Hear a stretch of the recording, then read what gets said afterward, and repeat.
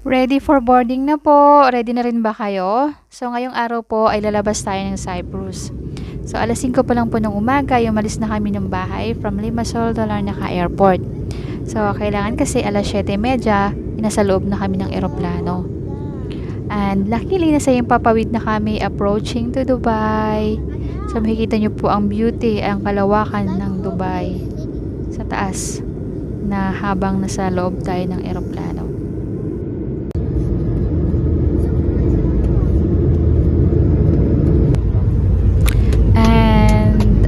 Palakpakan na po ang mga pasahero dahil safe po kaming nakalapag, nakarating ng Dubai. Wow, thank you Lord.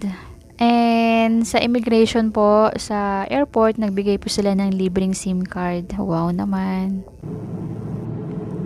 And now, we're going to our hotel na po. So, ang biyahe pala sa Himpapawid from Larnaca Airport to Dubai Airport is 4 hours po.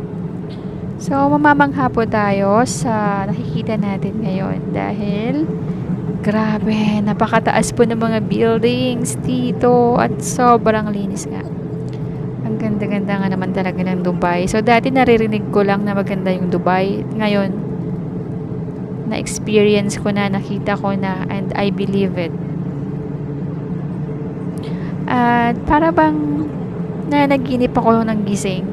Di ko ma-explain if pagod lang ako sa biyahe or totoong nasa Dubai na ako. Nakakamangha talaga.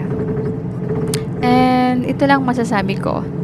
Di bali ng kumakalamang sigmura, busog naman ng mga mata. Dahil sabi ng mga kaibigan ko ay magastos daw ang manirahan dito sa Dubai.